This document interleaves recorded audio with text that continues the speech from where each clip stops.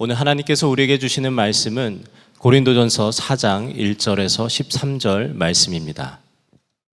사람은 이와 같이 우리를 그리스도의 일꾼이요 하나님의 비밀을 맡은 관리인으로 보아야 합니다. 이런 경우에 관리인에게 요구하는 것은 신실성입니다. 내가 여러분에게서 심판을 받든지 세상 법정에서 심판을 받든지 나에게는 조금도 문제가 되지 않습니다. 그뿐만 아니라 나도 나 자신을 심판하지 않습니다. 나는 양심에 거리끼는 것이 없습니다. 그러나 이런 일로 내가 의롭게 된 것은 아닙니다. 나를 심판하시는 분은 주님이십니다. 그러므로 여러분은 주님께서 오실 때까지는 아무것도 미리 심판하지 마십시오. 주님께서는 어둠 속에 감추인 것들을 환히 나타내시며 마음속의 생각을 드러내실 것입니다. 그때 사람마다 하나님으로부터 칭찬을 받을 것입니다. 형제자매 여러분, 나는 여러분을 위하여 이 모든 일을 나와 아볼로에게 적용하여 설명하였습니다. 그것은 기록된 말씀의 범위를 벗어나지 말라는 격언의 뜻을 여러분이 우리에게서 배워서 어느 한편을 편들어 다른 편을 얕보면서 뽐내지 않도록 하려는 것입니다. 누가 그대를 별다르게 보아줍니까? 그대가 가지고 있는 것 가운데서 받아서 가지지 않은 것이 무엇이 있습니까? 모두가 받은 것이라면 왜 받지 않은 것처럼 자랑합니까? 여러분은 벌써 배가 불렀습니다. 벌써 부자가 되었습니다. 우리를 제쳐놓고 왕이나 된 듯이 행세하였습니다. 여러분이 진정 왕처럼 되었으면 좋겠습니다. 그렇게 하여 우리도 여러분과 함께 왕노를 타게 되면 좋겠습니다. 내가 생각하기에 하나님께서는 사도들인 우리를 마치 사형수처럼 세상에서 가장 보잘것없는 사람들로 내놓으셨습니다. 우리는 세계와 천사들과 사람들에게 구경거리가 된 것입니다. 우리는 그리스도 때문에 어리석은 사람이 되었지만 여러분은 그리스도 안에서 지혜 있는 사람이 되었습니다. 우리는 약하나 여러분은 강합니다. 여러분은 영광을 누리고 있으나 우리는 천대를 받고 있습니다. 우리는 바로 이 시각까지도 줄이고 목마르고 헐벗고 얻어맞고 정처 없이 떠돌아다닙니다. 우리는 우리 손으로 일을 하면서 고된 노동을 합니다. 우리는 욕을 먹으면 도리어 축복하여 주고 박해를 받으면 참고 비방을 받으면 좋은 말로 응답합니다. 우리는 이 세상의 쓰레기처럼 되고 이제까지 만물의 찌꺼기처럼 되었습니다. 코로나19가 아직 완전히 다 해결이 된 것이 아니라 우리가 여전히 조심해야 하겠습니다. 확진자가 한 사람 나왔다는 뉴스가 있다고 들었습니다. 그러나 코로나19보다 더 두려운 일은 이런 일로 인해서 우리의 기도가 약해지는 것입니다. 모여서 기도하는 일에 신경이 쓰일 수밖에 없지만 기도의 불이 꺼지는 것은 참 더 위험한 일입니다. 여러분 개인적으로 꼭 1시간 기도하시기 바랍니다. 그리고 오히려 하나님께서 이런 때에 사명감을 주시는 분들, 기도의 특공대로 헌신할 분들이라고 이름을 붙였는데 새벽 기도에 기도의 불이 붙도록 함께 헌신해 주시기를 바랍니다. 또 무엇보다도 여러분 잊지 말아야 할 것은 여러분이 하나님의 성전이라는 사실입니다. 성령 하나님께서 여러분 안에 계십니다. 성부 하나님과 성자 하나님 동일하신 분입니다. 그 하나님께서 지금 여러분 안에 여러분을 성전 삼아 여러분 안에 계십니다. 이 사실을 정확하게 믿고 살면 세상 사람과 완전히 구별된 삶을 살 수밖에 없습니다. 그 중에 하나가 다른 사람을 심판하지도 않고 또 누가 심판을 해도 무너지지 않는 사람이 되는 겁니다. 사도 바울이 고린도 교회를 개척을 한 사람입니다. 그런데 고린도 교회 교인들로부터 말도 안 되는 비난을, 심판을 받았습니다. 그런 말을 들을 때 사도 바울이 얼마나 힘들었겠습니까? 왜 이런 일이 벌어졌냐 하면 고린도 교회 안에 파벌이 생겼기 때문에 그렇습니다. 이 당파가 생기는 것은 정말 무서운 일입니다. 이 당파심이 가지는 특징은 사람을 내 편과 다른 편으로 가르는 겁니다. 내 편은 무조건 좋은 사람이고 다른 편은 무조건 나쁜 사람. 이렇게 된 이유는 예수님을 바라보지 못하기 때문에 그렇습니다. 예수님의 종들, 바울이나 아볼로나 베드로나 다 예수님의 종들입니다. 근데 예수님의 종인 사람들, 나는 이 사람이 좋아, 난 이 사람이 더 옳다고 생각해. 그러면서 파가 나뉘어 버리니 그 주인 되신 분은 한 분이신데 이게 기가 막힌 일이죠. 우리가 정말 예수님이 우리 안에 거하시고 그리고 우리 안에 함께 계신 것을 진짜 믿지 못하면 어쩔 수 없이 사람들이 모인 곳이기에 교회 안에도 다툼과 싸움이 생기게 마련입니다. 저는 어려서부터 교회 안에서 자라면서 싸우는 걸 많이 봤습니다.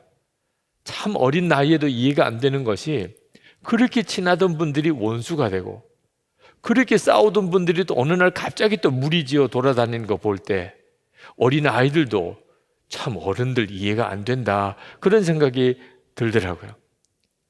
그래서 교회 안에 정치가 생기는 겁니다. 어쩔 수 없이 교회도 파가 나누어진다고 생각하는 거죠. 싸움이 생기고 그로 인해서 하나님의 영광이 가려워지는 일이 왜 일어나는가? 우리가 하나님의 성전인 것을 그냥 교리로만 아는 거예요. 진짜 하나님이 내 안에 계시다는 것을 믿지 못하는 것입니다. 그런데 참 놀라운 것은 당신이 개척한 교회, 그 교인들로부터 비난을 받고 심판을 받는데도 불구하고 사도 바울이 자기에게는 그게 아무것도 아니라 그렇게 말하는 것입니다. 3절에 보면 내가 여러분에게서 심판을 받든지 세상 법정에서 심판을 받든지 나에게는 조금도 문제가 되지 않습니다. 그뿐만 아니라 나도 나 자신을 심판하지 않습니다.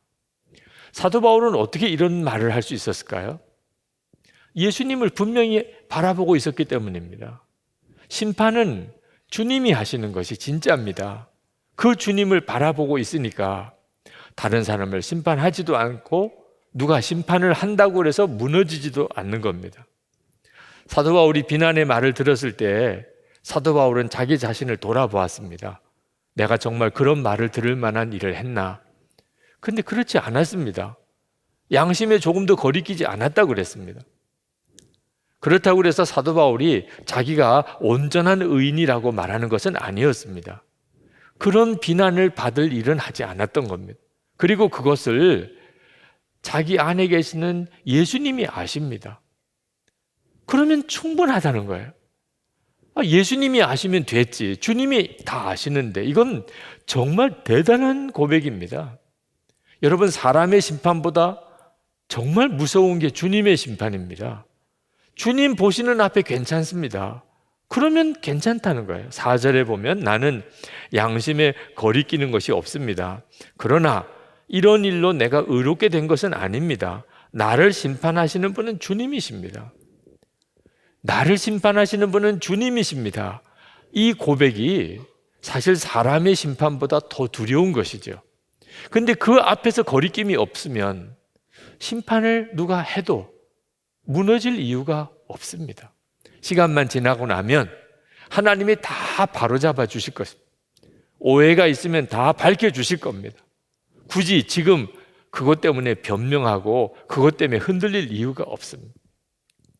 제가 목회하면서 가장 힘든 것이 이런 근거 없는 오해, 비난을 받을 때입니다. 실제로 그런 비난을 꽤 많이 듣는 자리에 있습니다. 매일 이렇게 컬럼을 쓰는 목적은 예수님을 바라보자고 함인데 왜 거기에 그런 비난의 글들이 달리는지 때때로는 참 난감할 때도 있습니다. 그게 괜찮다고 말할 사람이 어디 있겠어요? 내가 잘못한 것을 누가 지적한 것도 쉬운 일은 아닌데 내가 하지도 않은 잘못을 비난받을 때는 정말 마음이 무너지지요. 그런데 그것도 시간이 지나고 보니까 유익함이 있더라고요. 우선은 저 자신을 철저하게 돌아보게 됩니다. 누가 나에게 어떤 비난의 말을 했을 때 내가 그런 비난을 받을 만한 일을 혹시 한 거는 없을까 돌아보게 돼요. 잘못한 게 느껴지면 바로 고백하고 회개하면 되죠. 그런 잘못이 없으면 그러면 주님이 아시면 끝인 거죠. 더 기도하게 되고 그리고 주님께 더 가까워지게 되더라. 사람의 칭찬과 비난에 연연할 게 아니구나 하는 걸 깨닫게 되고 그리고 주님을 더 사모하게 되니 근거 없는 비난조차도 어떤 때는 유익을 주더라고요.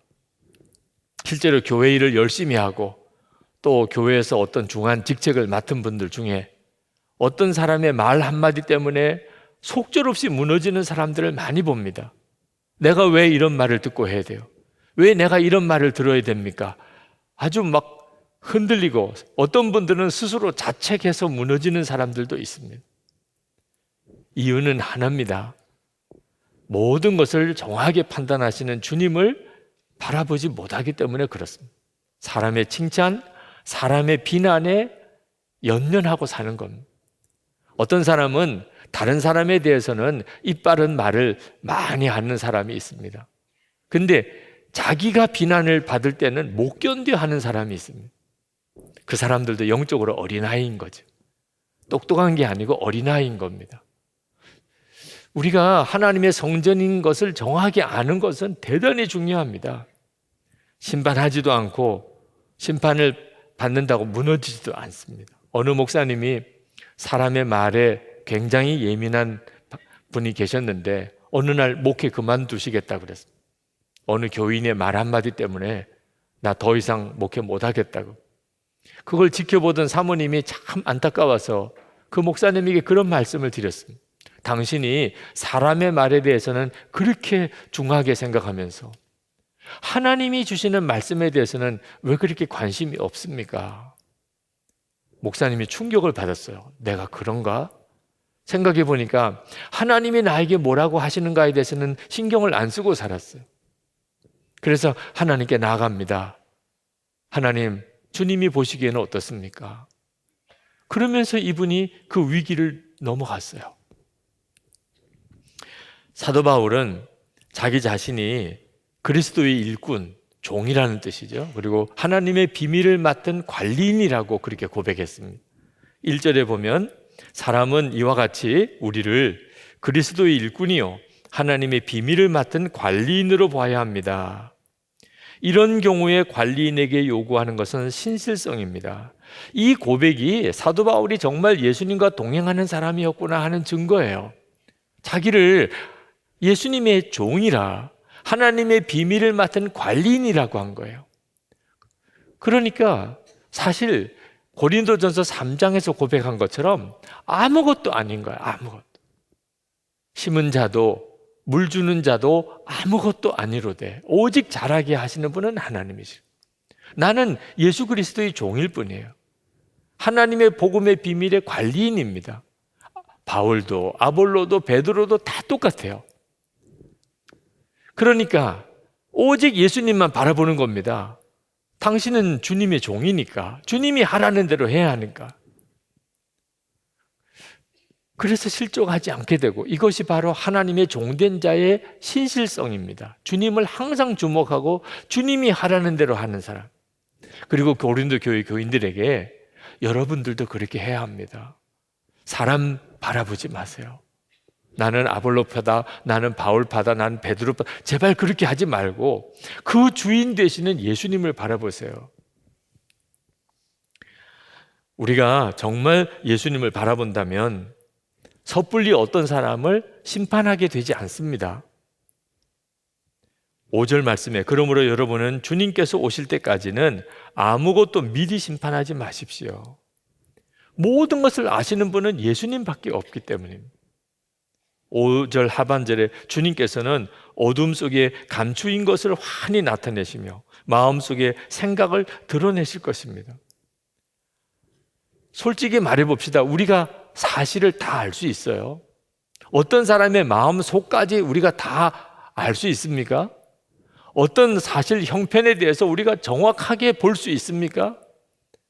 우리 안에 누구나 다 편견이 있습니다. 어떤 사람은 그냥 괜히 좋아 보이고 어떤 사람은 괜히 싫습니다. 우리는 정확한 사람이 아니에요. 그런데 어떻게 어떤 사람을 심판할 수 있겠습니까?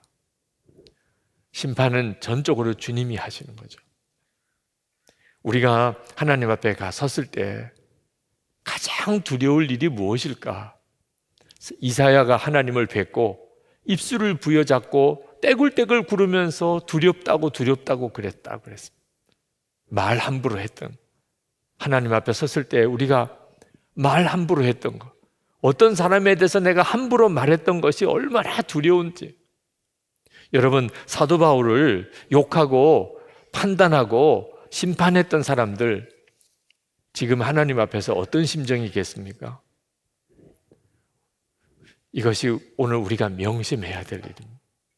우리는 비난받을 때가 있습니다. 그러면 정직하게 자기를 돌아봐야 됩니다. 사람의 심판보다 더 두려운 게 주님의 심판입니다. 뭔가 잘못됐다고 깨달아지면 절대로 숨기지 말고 정직하게 고백하고 회개해야 돼요. 그게 살 길입니다. 만약에 그때도 회개하지 않으면 그는 화인 맞은 사람, 성령을 속이는 사람, 아나니아와 삽비라 같이 되는 사람입니다. 그건 진짜 무서운 것입니다. 그러나 주님 앞에서 부끄러움이 없다면 그러면 담대해야 됩니다. 절대로 무너지면 안 됩니다. 사람은 심판하고 말은 이런저런 말이 있겠지만 결국 지나고 나면 하나님이 다 판정 내려주십니다. 오직 중요한 것은 예수님의 판단입니다. 근데 예수님이 어떻게 판단하시는지 그걸 어떻게 알 수 있습니까? 여러분, 어렵지 않습니다. 우리 주님은 도대체 뜻이 무엇이며 주님의 판단은 도대체 무엇일지 너무 분명합니다. 성경책이 있습니다. 이 성경책 속에 주님의 뜻, 말씀이 다 들어있습니다. 기준이 분명해야 합니다. 성경입니다. 그래서 사도 바울이 아볼로와 자기를 예를 들어가면서 고린도 교회 교인들에게 권면한 것이 기록된 말씀의 범위를 벗어나지 말라는 것입니다. 항상 모든 것에 대한 판단은 하나님의 말씀인 성경을 가지고 하라는 겁니다. 지금 정치 문제로 교인들까지도 요동하고 있는 지금 때에 있습니다. 아마 선거가 앞두고 있으니까 이 문제는 점점 더 심해질 가능성이 있습니다. 여러분, 우리 기독교인들도 정치적인 견해를 가질 수 있습니다. 그것은 절대로 잘못된 건 아닙니다. 어떤 사람은 보수 쪽이고 어떤 사람은 진보 쪽일 수 있습니다. 문제 아닙니다. 예수님께서는 보수와 진보를 다 아우르는 분입니다. 나중에 아주 흥분하지 않고 이야기를 나누다 보면 보수나 진보나 다 주님 안에서 하나가 됩니다. 서로 균형을 맞추는 것입니다. 근데 문제는 극우나 극좌로 가는 것입니다. 이건 정말 안 됩니다. 극우나 극좌는 정말 무서운 것입니다. 근데 극우나 극좌가 뭡니까? 자기와 다른 의견을 누가 말하면 화부터 내는 겁니다. 흥분하고 소리부터 지르는 겁니다. 이건 벌써 조짐이 안 좋은 겁니다. 내 편은 무조건 좋아 보입니다.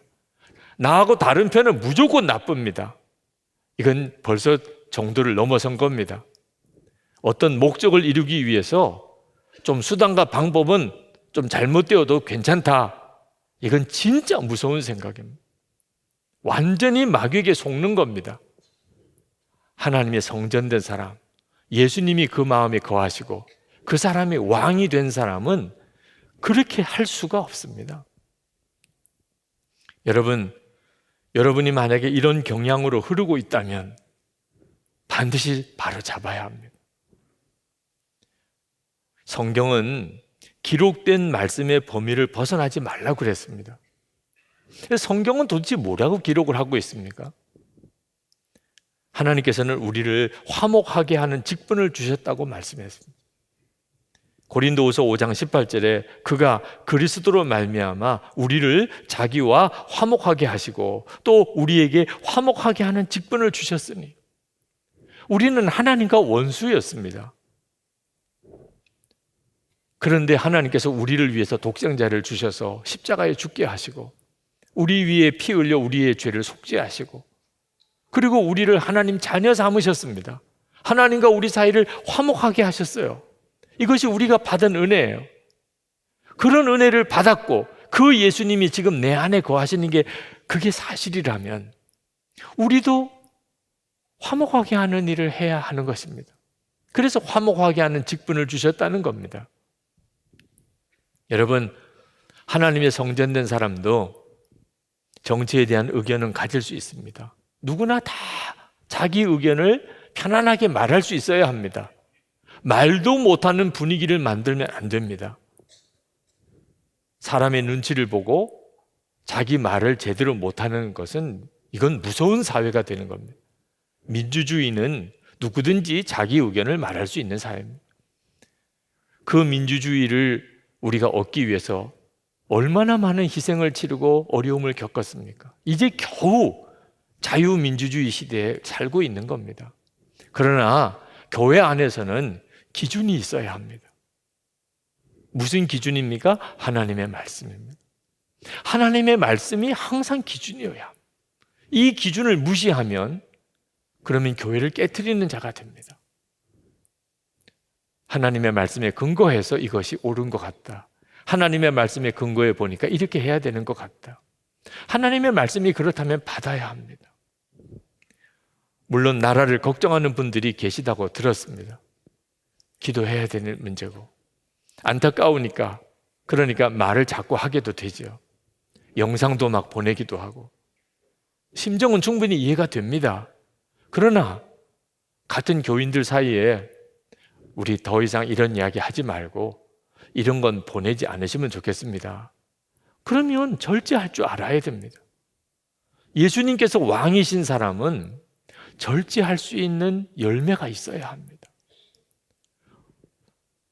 막 속이 안타까우면 그래서 기도하라고 하는 거 아니겠습니까? 역사를 주관하시는 분은 하나님이십니다.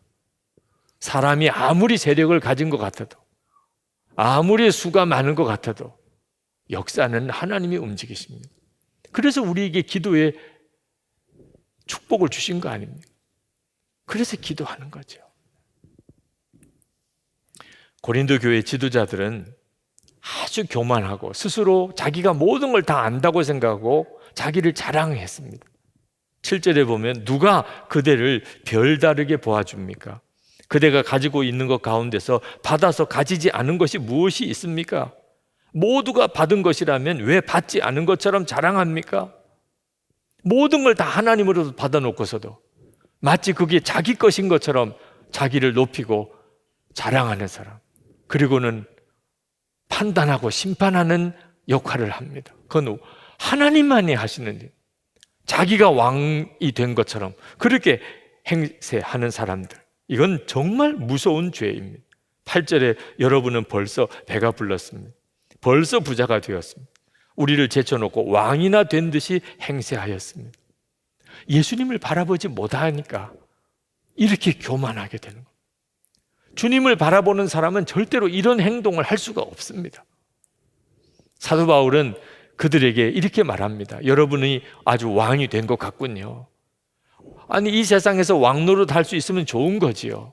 그러나 지금 시대가 그런 시대가 아니라, 사도 바울은 당신들은 왕처럼 행세하지만 지금 사도들인 우리는 어떻게 사는 줄 아십니까?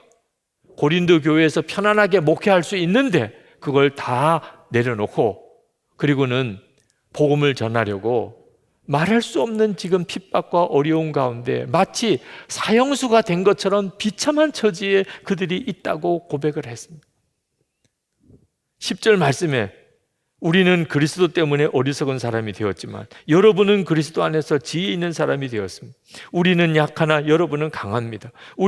여러분은 영광을 누리고 있으나 우리는 천대를 받고 있습니다. 고린도 교회 교인들, 그들은 영광을 누리고 모든 걸 다 아는 것 같고 하나님처럼 되어서 심판하고 있습니다. 그런데 사도들은 고난을 당하고 사형수처럼 지금 어려움을 당하고 복음을 전하고 있습니다. 11절 12절에 우리는 바로 이 시각까지도 줄이고 목마르고 헐벗고 얻어맞고 정처 없이 떠돌아다닙니다. 우리는 우리 손으로 일을 하면서 고된 노동을 합니다. 우리는 이 세상의 쓰레기처럼 되고 이제까지 만물의 찌꺼기처럼 되었습니다. 여러분, 사도들이 고린도 교회를 개척하고 그리고 복음을 전하러 나가서 이런 어려움을 겪는다면 고린도 교회는 뭐 해야지요? 기도로 뒷받침해야 되잖아요. 그런데 고린도 교인들은 그 사도들을 심판하고 정죄하고 그리고 비난하고 그리고 자기들끼리 서로 4분 5일 찢어져서 싸우고 하나님이 보실 때 어떠시겠냐 말이에요. 여러분, 지금도 우리 주변에는 우리의 기도가 필요한 이들이 많습니다. 조금만 위에 올라가면 북한에 있는 지하교회 성도들, 그들의 처지는 기가 막힙니다. 아마 우리가 문이 열려서 그들을 알고 나면 그들 앞에서 우리는 정말 울 수밖에 없을 것입니다. 그 북한에 있는 지하교회 성도들이 남한에 있는 우리 한국 교회 교인들에게 원하는 게 무엇이겠습니까? 기도해 주는 거 아니겠습니까? 그들은 남한에 있는 교회 성도들이 자기들을 위해서 기도해 주고 있다고 믿고 있어요. 중국에 있는 교회, 중국에 있는 성도들이 지금 말할 수 없이 어려움을 겪고 있습니다. 근데 중국 교회와 성도들이 우리 한국에 있는 교회와 성도들이 자기들을 위해서 기도해 주고 있는 줄 알고 있어요. 정말 기도가 필요하니까요. 여러분, 주님의 재림을 준비하기 위해서 편안한 삶 다 포기하고 지금 해외로 나가 선교사님들이 얼마나 많이 나가 있습니까? 그 선교사님들은 고국에 있는 파송교회가 자기들을 위해서 기도해 주고 있을 줄로 알아요. 기도를 해야 되고, 여러분 중에도 지금 예수 잘 믿어보려고 온갖 고난을 겪고 있는 분들이 있으실 거예요. 그런 분들이 오늘 이렇게 예배에 오셔서 뭘 기대하실까요? 교회가 은혜로 뜨겁고 교회가 기도가 불이 있고 그래서 교회 와서 예배드리고 기도하고 돌아갈 때는 세상을 이길 것 같은 힘을 얻고 돌아가고 싶지 않겠어요?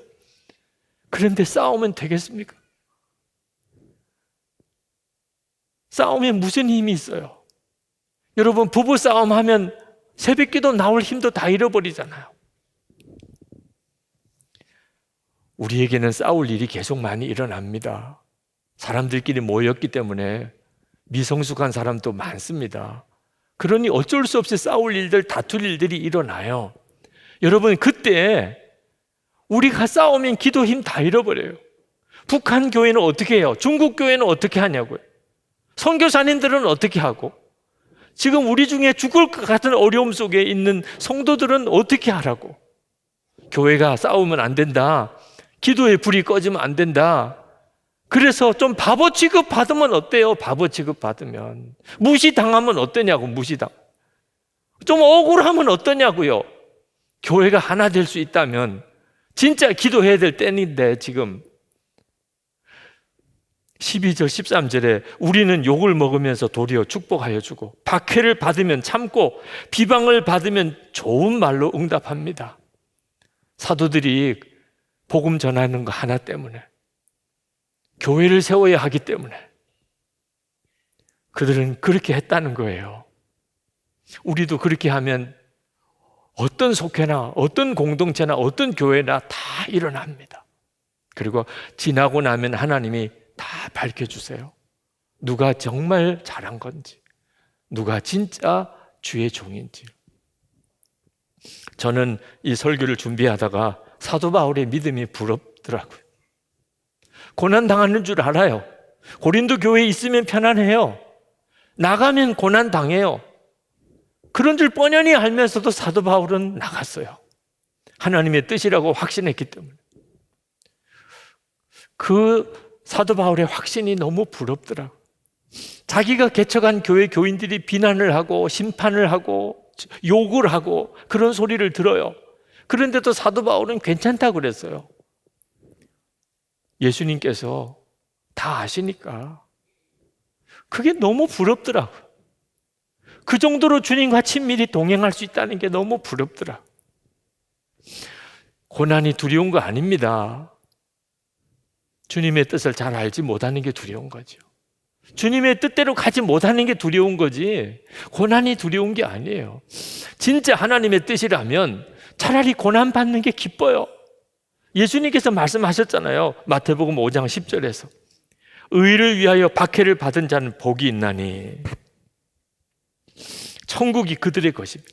나로 말미암아 너희를 욕하고 박해하고 거짓으로 너희를 거슬러 모든 악한 말을 할 때에는 너희에게 복이 있나니 기뻐하고 즐거워하라. 하늘에서 너희의 상이 큼이라. 너희 전에 있던 선지자들도 이같이 박해하였느니라. 모세도 그 이스라엘 백성들이요 얼마나 모세에게 못되게 했는지. 다윗이 그렇게 충성을 바쳤던 사울 왕에게 질투심 때문에 죽이고자 하는 작정을 하고 쫓아다니는 어려움을 겪었습니다.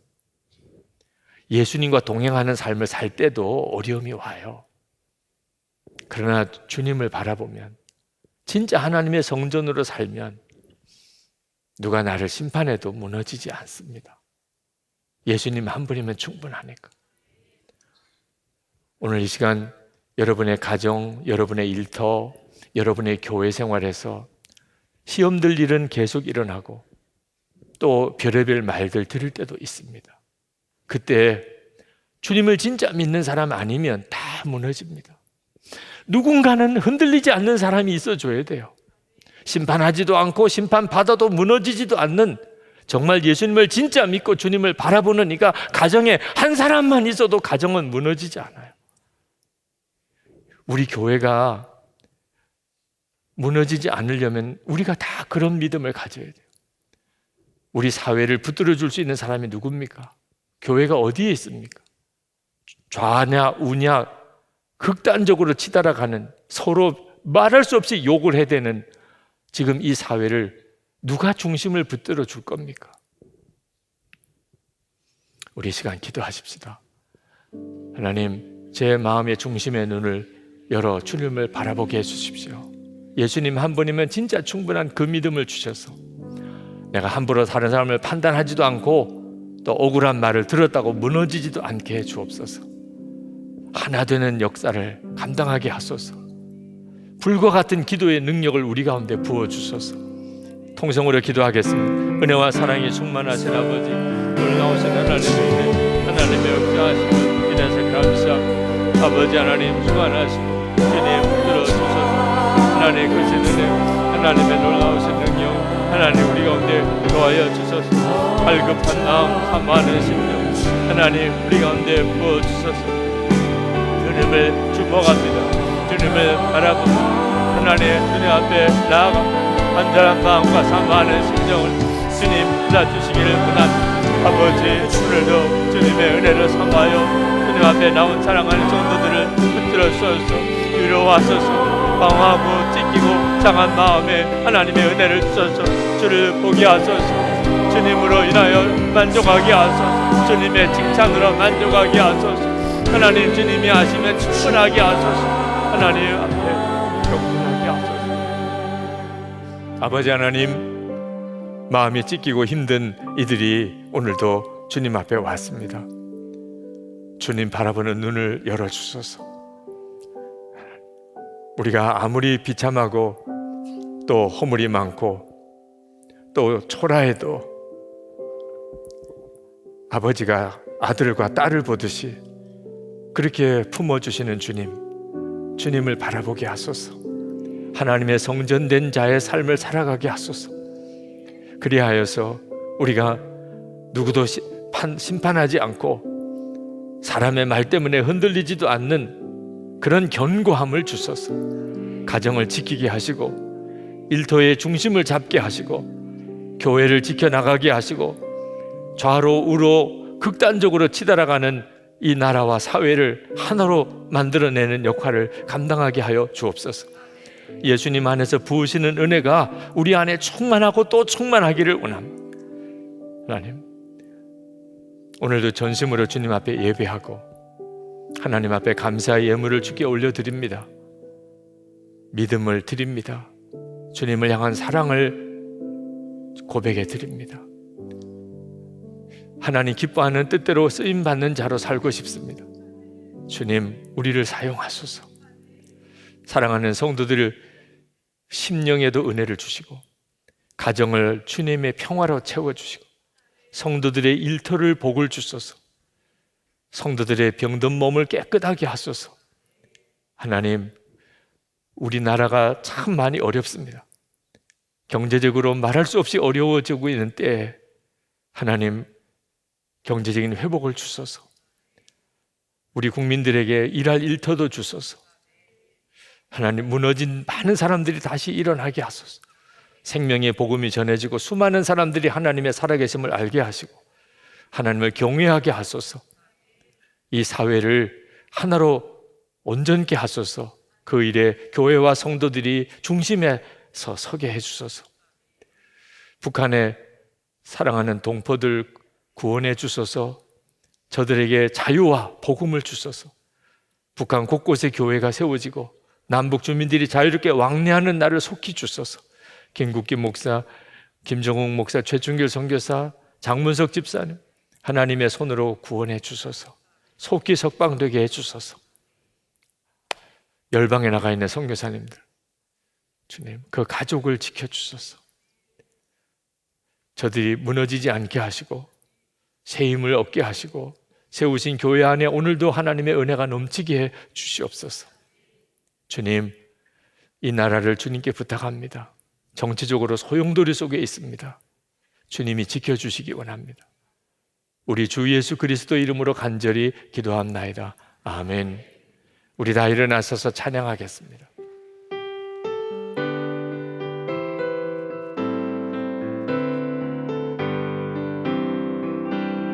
주 하나님, 독생자 예수 날 위하여 오시었네. 내 모든 죄 다 사시고 죽음에서 부활하신 나의 구세주,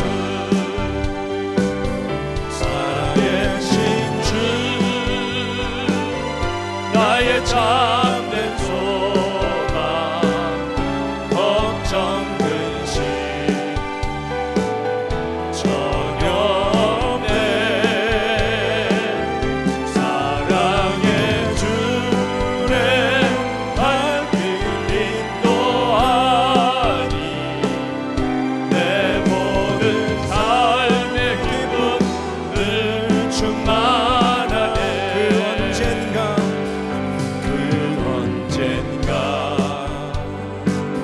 주 뵐 때까지 주를 위해 싸우리라.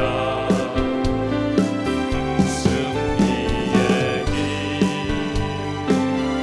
멀고 험해도 주님께서 나의 앞길 지켜주시리. 살아계신 주,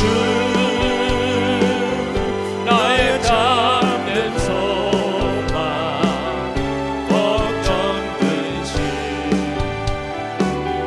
전혀 없네. 사랑의 주의 발길 인도하니 내 모든 삶의 기쁨 늘 충만하네.